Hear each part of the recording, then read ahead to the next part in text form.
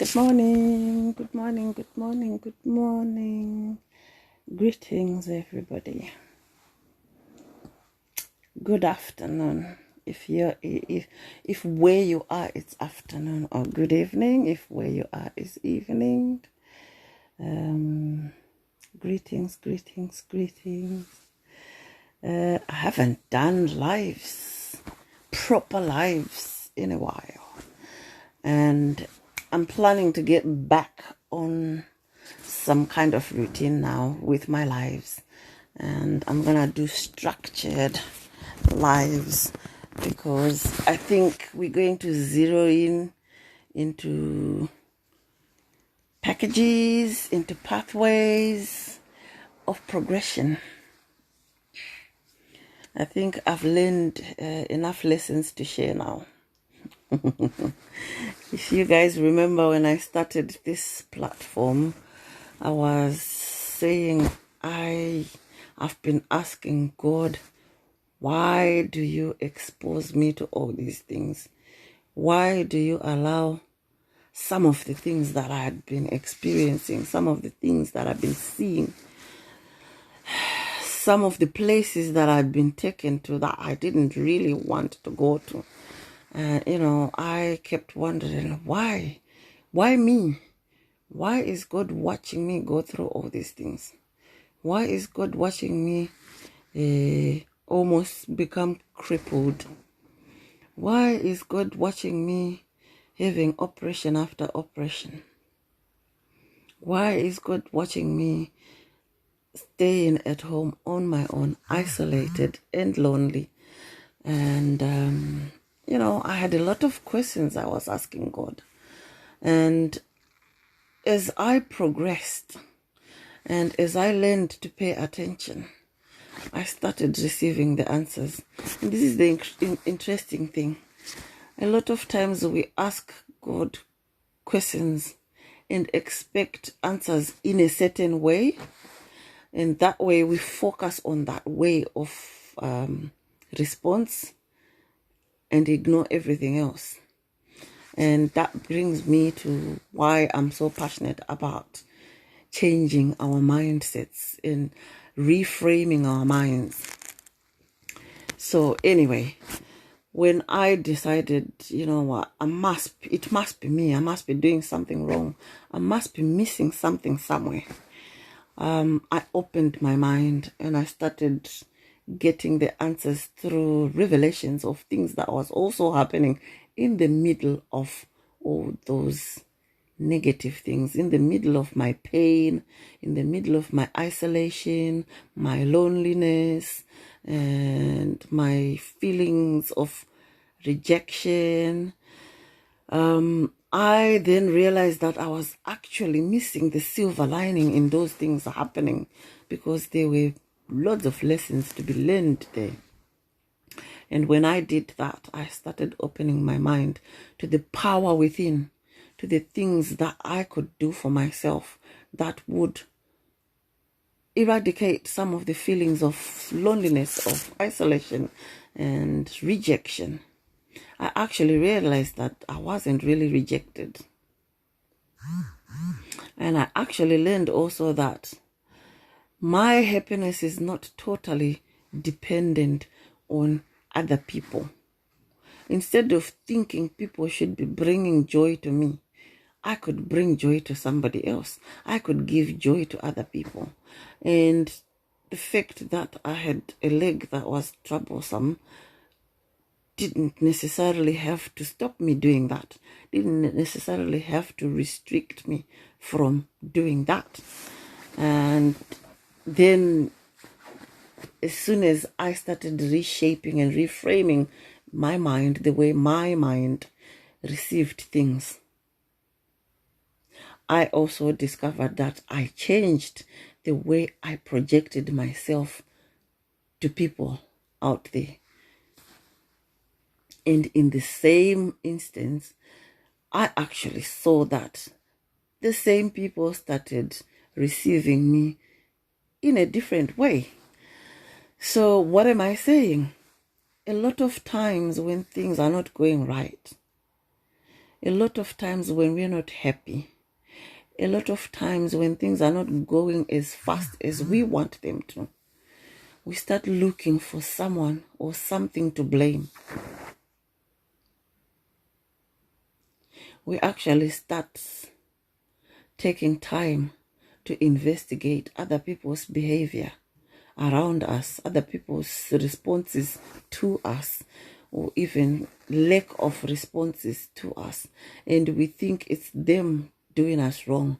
We never think to or allow ourselves to retrospect, to actually think, wait a minute, what am I doing that's causing this?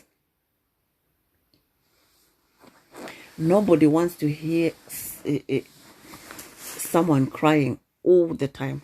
Nobody wants to hear someone complaining all the time. Nobody wants to hear somebody mourning all the time.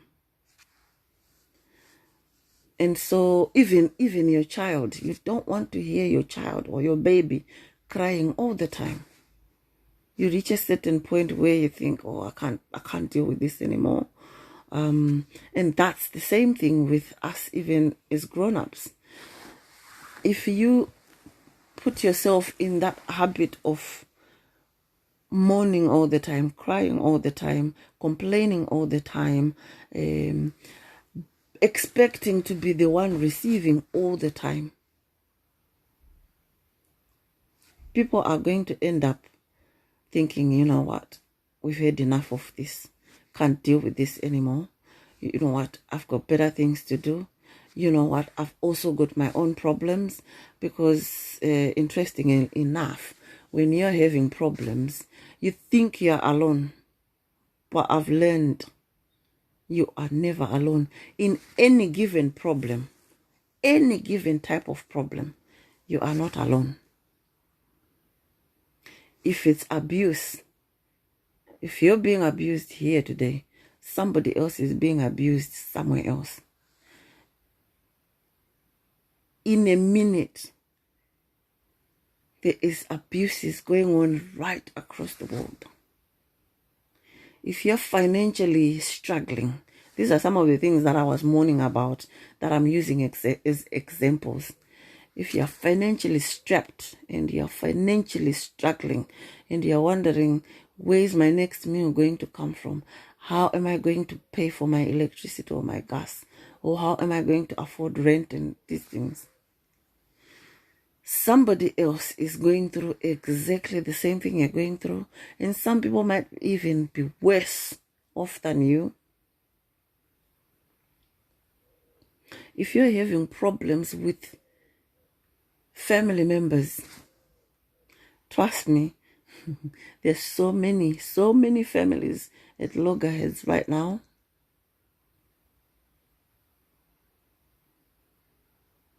If you're thinking, oh, I can't get a job, I'm trying everything. I've looked everywhere. I've done what they call ongoing professional development. I've done courses to develop ongoing courses to develop myself so that I can be a better candidate for a job, and still you're not getting that job. Somebody else is actually going through the very same thing. Hi, good morning. Somebody has joined, but I can't see who it is. Good morning, good morning. If you could comment and say who you are, where you're joining from. Thanks for joining. Yes. Somebody else is also looking for a job for a long time and not finding it and wondering why. And sometimes you go even to the extent of starting to think, have I been cursed? Is somebody bewitching me? If I done something wrong that I'm now paying back for, you start thinking those things, because it seems like the more you're trying, the more you're not getting anywhere, and the more your problems are increasing. So when then you reach out to people, either to have a go, offload, to moan, to complain, or asking for help, if you consistently, persistently, ongoing do that, people start to avoid. People start to think as soon as they see your name, like if you ring somebody, they see your name, they think, oh my God, it's Farisai again. I gave her yesterday. What can I give her again today? Oh my God, it's her again. I ended up spending a whole hour talking to her about her problems yesterday as if I don't have my own. Oh my God, and then they start avoiding picking up your calls. They start avoiding even opening your messages if you're texting. And so what I'm saying is you need to be careful how you project yourself, because how you project yourself is how you will be received. And when you're having problems, there's always something that is actually not going wrong. If you pay attention enough, there is always something good somewhere. I mean, I was at some point where I thought things cannot get worse than this. Everything is falling apart. And I don't understand. And that is the only thing that I could talk about to anybody. But because I became so blinkered on focusing on the pain, the problems, my needs, who can help me, I started missing out little things that were good, that were happening. Those little things that I could actually be then giving to somebody else, because our problems are different. We might say face the same problems at one point or another, but we don't face the same problem at the same time of every day. So those things that are going well for you, you can invest them in inspiring somebody else, empowering somebody else, or relieving somebody else of the tension using that positive that's on you. Like, for instance, I'll use an example. Even though I was bedridden for quite a while, I could still talk. Like right now, I'm lying in bed, I'm talking. Maybe all somebody needs is somebody to talk to for half an hour. Maybe all somebody needs is a little word of advice about something that you have experience in. So now, if somebody calls you, you're lying here in bed, in pain from an injury, that conversation you're having with somebody is a diversion from your own pains. But that only happens if your mind has been framed to look at that as a possibility of relief, instead of just a possibility for offloading your problems. So I started talking to other people who were like, today I share maybe a problem about how I'm not able to go to work because of my injury. And then tomorrow I've made peace with that. I'm talking about a different problem, but somebody else now is having the same problem.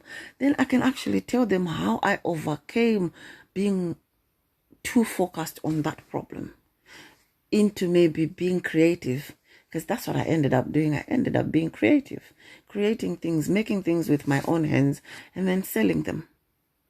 Something that I never considered.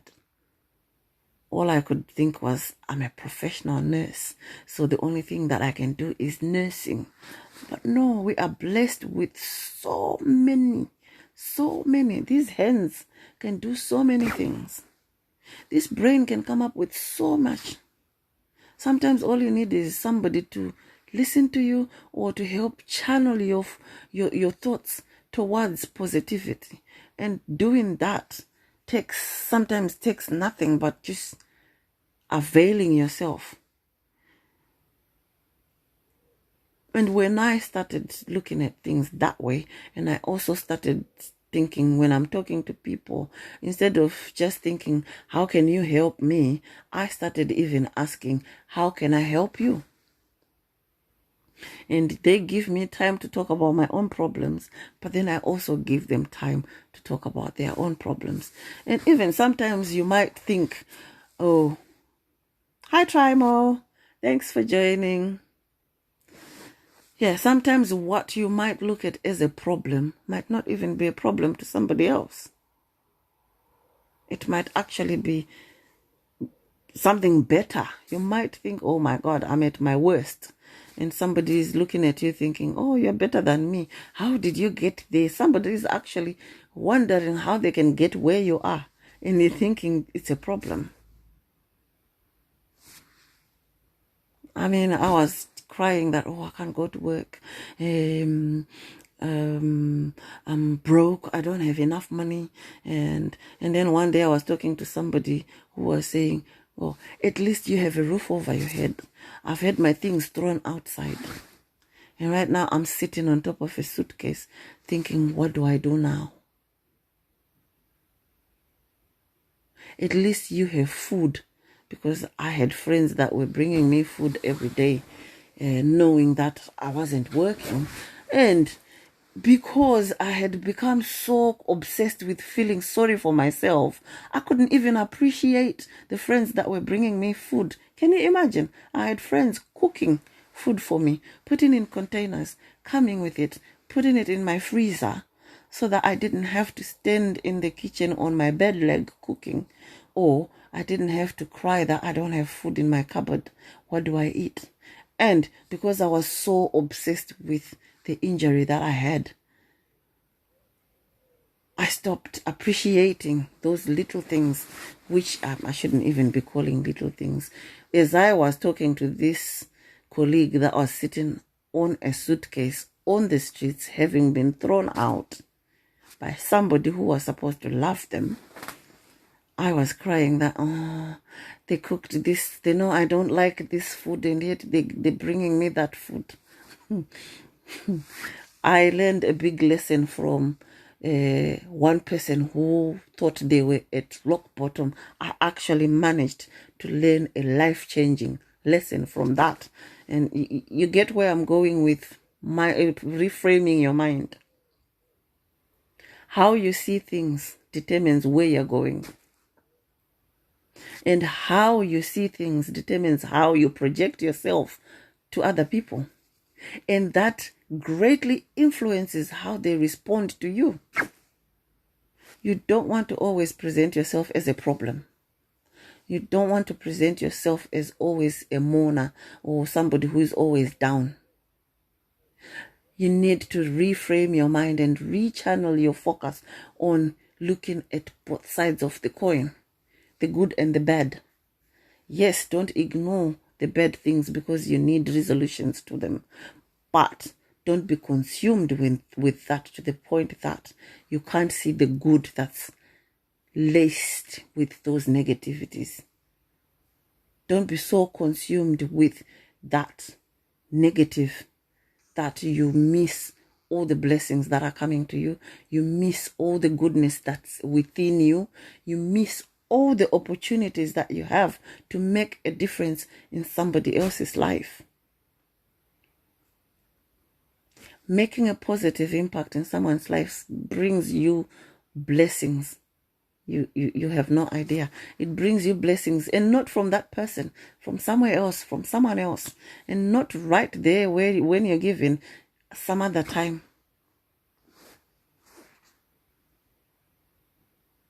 So yeah, think about it.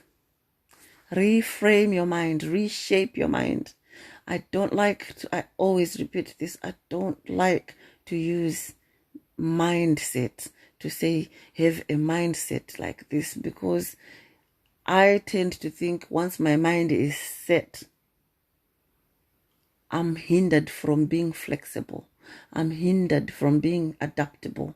I'm hindered from being objective and looking at all angles and all possibilities, because I've set my mind to be this way or that way.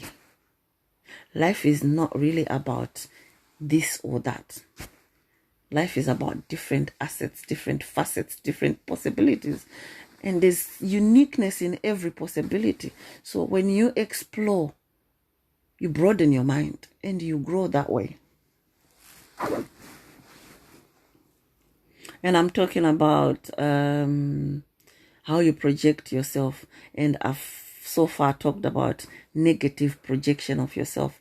You can project yourself positively. I'll share with you the second half of my journey to recovery. I started projecting myself positively, such that a lot of people I engaged with when I was doing my lives, I would have follow-up calls with several people who would have picked a thing or two from what I was saying, and they were actually trusting that I could help them, and they would reach out to me, not knowing that I was actually on a journey of my own to recover from certain things. I was actually on a journey of my own, trying to resolve certain aspects of my life that were a pain, that were a thorn in the eye. I had one lady who rang me shocked when she one day saw me. Somebody took a live video of me on my crutches going for my physio.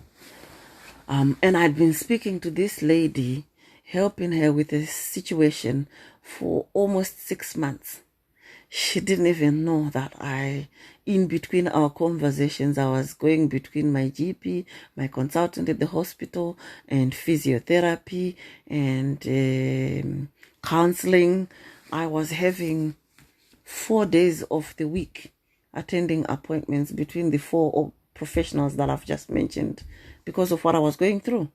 And yet I was able to put that aside whenever I was talking to this lady, give her my full attention, because I was able to do that, and help her to explore her own situation, help her to explore her own mind frame in how she was receiving her situation, help her to explore possibilities out there. And she actually ended up in a better position than I was in. She ended up in a way better position than she was in at that time, such that the day she saw me trying to get into a car to go for my physiotherapy, and the friend that had come to pick me up somehow decided to take a video, because we were having a conversation about mindsets actually. So she decided to record it. And I'm quite sure many people listened to that conversation about mindset that I was talking about, and didn't notice the other thing, that's me walking on crutches, me going to physiotherapy, because they already knew I was going through that. This lady didn't know, so that instead of hearing my talk about mindset, she noticed I was on crutches, and she said, "Farisai, all this time I've been ringing you, telling you about my problems, crying to you, and spending all those hours talking to you. You never told me you were not well. You never told me you were going through all this. I feel bad." And I said, "Don't feel bad. You were actually, in me helping you, you were helping me as well." And she was like, "I don't understand that. I don't get it. How did I help you when I was piling my problems on you when you could be dealing with your own problems?" And I said, "Okay, I'll explain it to you. I was stuck in the house by myself. Everybody's going to work. So that meant I was spending probably 90% of my everyday by myself. And you know, when you're on yourself, you tend to focus on the thing that stands out most. And that time, the thing that stood out most was my pain. So that meant I was spending 90% of my time on my own, in pain, and focusing on nothing but that pain. So when I started talking to you, listening to you, exploring your possibilities with you, you were diverting my focus from my pain. I could, for that hour we were talking, forget about my pain. I could, for that hour we were talking, forget about my loneliness. I could, for that hour we were talking, forget about my isolation. I could, for that hour we were talking, forget about my thinking that I had been rejected, because you became somebody that was coming to me. You were not rejecting me. You became somebody that was valuing me. And that was something, you have no idea what difference it makes when somebody values your opinion, when someone values your time. And you always used to say, oh, thank you, my sister. Thank you for listening to me. Thank you for your time. And thank you for helping me to look at this that way. I was seeing it this way. And thank you for helping me see more possibilities where I wasn't seeing any possibilities. And I said to her, those words of gratitude, you have no idea what they meant to me. And while we were having that telephone conversation, I actually said to her, now it's time for me to say thank you to you. We have become close friends, trust me. And this is somebody, technology breaks barriers as well. This is one thing that I actually didn't realize before. I expected to be talking on my phone to people next door, to people locally here where I live, in Bilston, to be talking to my family. That's how far I used to vision using my phone for. But when I started doing my live videos, sharing my recovery journey, I saw that technology expands your horizons of friendships, or your horizons of engagement, your horizons, even if you're in business, it expands your horizons of possible customers. And so this person I'm now saying, this lady I'm saying is my friend now. We were having these conversations for almost 2 years, and she was in South Africa. But when we were talking like I'm doing right now, I felt like we were sitting in the same room together, having a cup of tea, having a natter, as they say. Sometimes we talked about our problems, and sometimes we actually, as we grew, as our friendship grew, we even found ourselves joking about the things that we did as children, joking about some cultural things that we did back home in Zimbabwe. And to me, that was therapeutic. So she didn't realize that in me helping her, she was also helping me. And in me helping her to explore her possibilities, her horizons, I was actually also able to explore my own. And so both of us shared a journey of recovery, and both of us have come the other side and are now, both of us actually, interestingly, are very passionate about helping other people open their minds, explore before they become blinkered to one thing, helping people to watch how they project themselves, depending on how their mind is shaped, helping others to break the barriers that sometimes come with mindsets. So this morning, that's what I wanted to share with you guys and leave you with food for thought. How are you projecting yourself to people? If you're thinking that people are rejecting you, people don't like you, people do not want to help you, people are not there for you, people avoid you, maybe it's time that maybe you think in retrospect, you reflect on yourself, reflect on how are you projecting yourself. And when you're thinking they should be giving you this, ask yourself, what do I have to give? What am I giving? And don't belittle what you have to give, because it might be a little thing to you, but a massive thing to somebody else. It might make a massive impact on somebody else. If you think about the story that I've just shared of the friend that thought she was zapping the life out of me, she was zapping my time, wasting my time, when she was actually giving also her time in the same time that I was giving my time to her. So, she thought it was nothing, but I thought she was helping me. So yeah, this morning I'm encouraging you to reflect. Take time to self-reflect. Sometimes you actually need to take time out from all these things going on around you to the things that are going on in here, that are going on in here, that are going on within yourself, to self-reflect holistically on yourself. Make your own impression of yourself. Don't be at risk of building a self-image based on what people say to you, based totally on what people see. Take time to yourself. Love yourself enough to take time to learn who you are.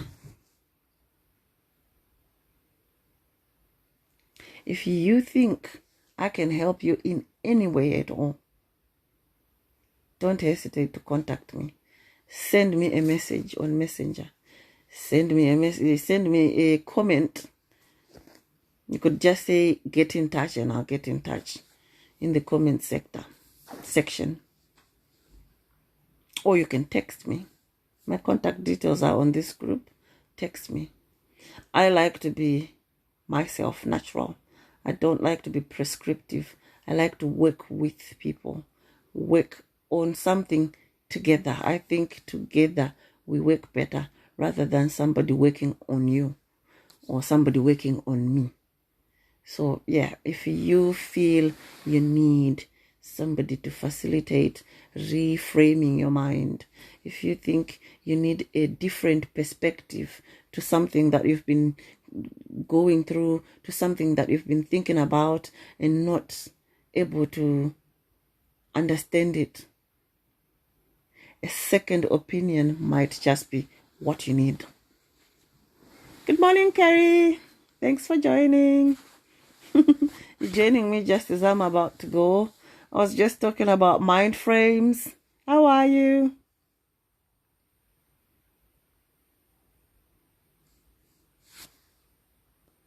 Thanks for joining. Yeah, I was just sharing a story about, how we project ourselves. Sometimes we get consumed with our own troubles and our own problems to the point that you just woke up. Good morning. Have a cup of tea or coffee. I don't know what you drink. I woke up a long time ago. I was making phone calls, but I was doing them in bed. I had 2 consultations with 2 clients in bed, and they were in bed. That's how flexible I am. I mean, sometimes we restrict ourselves by thinking, oh, I can't take a call until I've had a wash, until I've put makeup on, until I've, dressed myself up. These days we're working mostly from home, and, waiting for yourself to look like you're going in the office, you might actually miss an opportunity to engage with somebody positively. You might actually miss an opportunity for somebody to help you. So sometimes when somebody rings me, I'll tell them, I've just woke up. Do you mind we talk like that? If they don't mind, we crack on. If they do, then can we book? When can we talk? And that works better than thinking, oh, I'll ring this person back. I'm not going to answer because I'm still lying in bed. I'll ring them back. You might just miss an opportunity. So anyway, today I was talking about being mindful of how we project ourselves. And how we project ourselves can actually reveal a lot about how our mind is, our mindset. And I was talking about the need for us to reframe our minds, to become open-minded. How you see things is not always how things remain.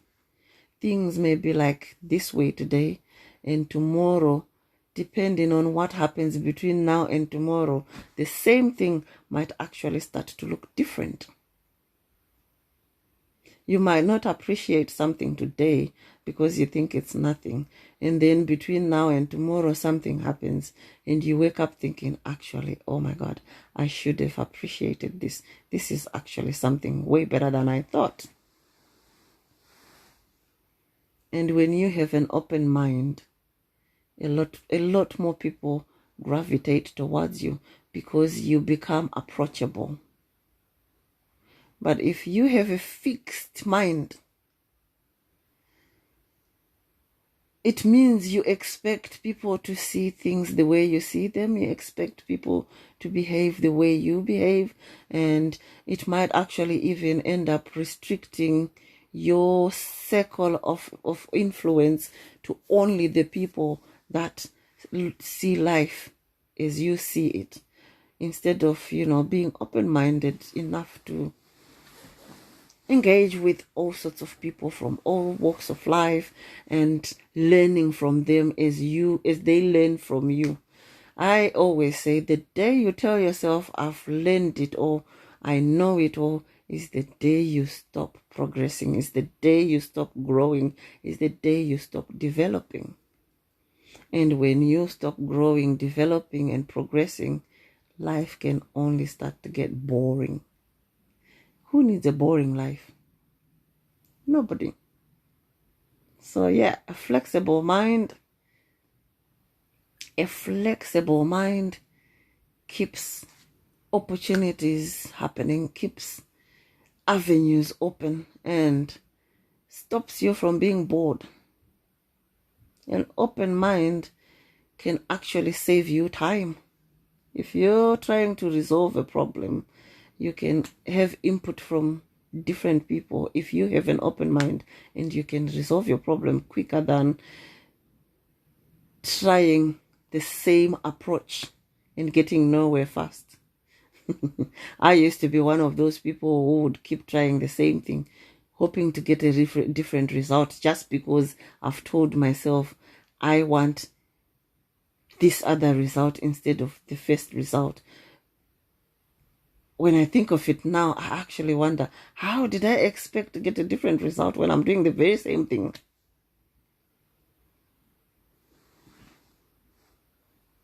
Think about it. Be flexible. Take it easy. Don't be too strict on things, because it makes you rigid.